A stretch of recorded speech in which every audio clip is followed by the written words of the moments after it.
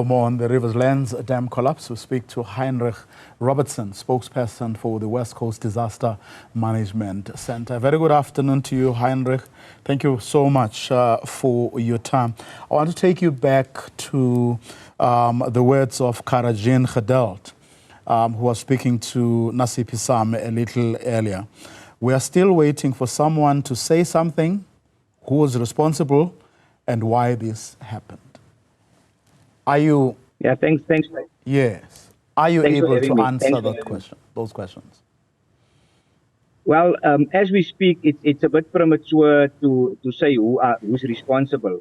I think what we do know is that these dams are located in the jurisdiction of the city of Cape Town.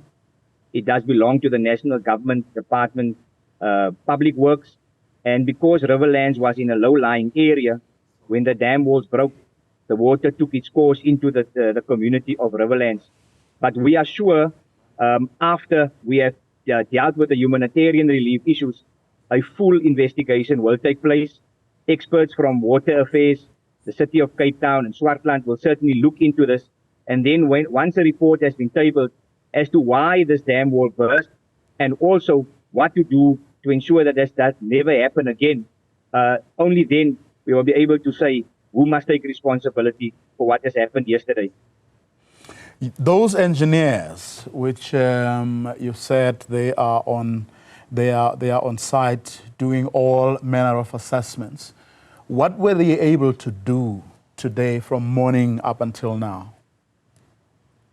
Okay, tonight, last night, and also throughout the day, the broader Swartland region and Riverlands obviously received above average rainfall. Yes, there was a weather warning, but we did not anticipate the amount of water that came down last night. So today, to mitigate the risk, you would, if you follow the news, you would know that it was one dam that broke, it toppled over into another, and that caused the spill and the water to flow into Riverlands. There are various other agricultural dams in the area, with one larger one closer to the Malmesbury area. So today, to mitigate the risk, and also because there are more rain expected tonight into the weekend, the engineers had to dig a trench, which they call a slipway, to allow water to be released, which will relieve the pressure on the dam walls. Also through engineering methods and artificial valve methods, they have also released the water in that dam. And that is to mitigate the risk. We are still saying no reason for evacuation, because they have now dropped down the level of water in those dams, and it took them quite a few hours to dig that trench and to ensure that the water is now steadily released. And if above average rain takes place tonight, that we are comfortable with the amount of water that dam can carry to ensure that another dam wall does not take place. Now, two things from what you just said. So risk mitigation was the preoccupation of your crews on the ground over the past 24 hours at least. Is that correct? Yeah, that is correct. Risk mitigation. So what happened is twofold. The one is, you must remember, there are people who lost their homes. Some totally destroyed, others severely damaged. So twofold. The actions were twofold. One was to immediately render humanitarian relief methods, and that will take place along with Gift of the Givers. It will be taking place throughout the week. These people are housed in two facilities. That is the immediate response from the municipality side. Then also, due to the floods, this town is left without any potable water. Swartland municipality immediately made a plan, and water will be transported to the community members for as long as it takes to repair the water infrastructure in town. Similarly, electricity is down, and that is obviously a municipal crisis that needs to be sorted out. So apart from the humanitarian relief, the one is to make sure that with the rain in the air, it is important that the dams that are still in existence, there are a few agricultural dams right across the area, that they are obviously taken care of, and that the water levels are monitored to ensure that there are no risks. That is going to be monitored throughout the night. Rain are expected, and it might change the status quo if need be. So from my side, I think the Swartland municipality has taken precautionary measures to relieve the pressure within those dams. So if the weather, for argument's sake, worsens, does that mean then you will automatically review your decision not to evacuate if there is danger to life? That is correct. That is correct. Nature took a strange turn. We knew about the rain, but we didn't expect the amount of rain. Now again, we are expecting above average rainfall into Saturday.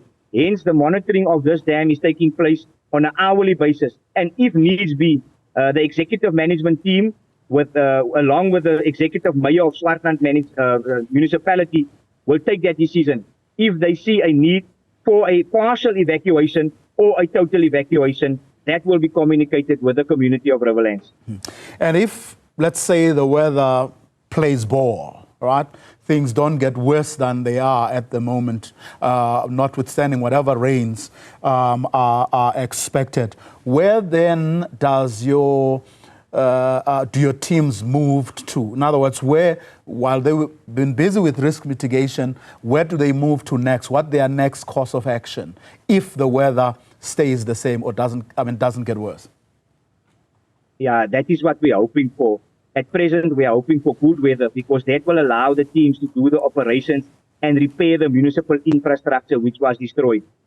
This morning, unfortunately, due to the rain and also due to the water that was released from the dam, some of the streets remain flooded and the operational teams could not go in to repair access roads to communities, to their houses, and then also to repair the water infrastructure. So if the weather holds, and that is what we are hoping for, I'm pretty sure that municipal repairs will start as soon as tomorrow, and hopefully within next week, we can restore water, potable water, to the community of Riverlands, and even restore electricity in order for them to rebuild their lives.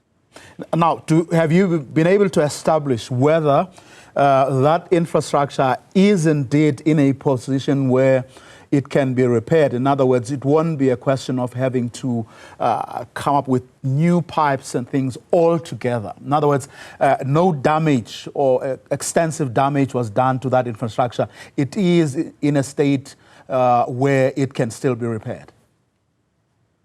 Well, what I can say from face value, obviously an assessment will still take place.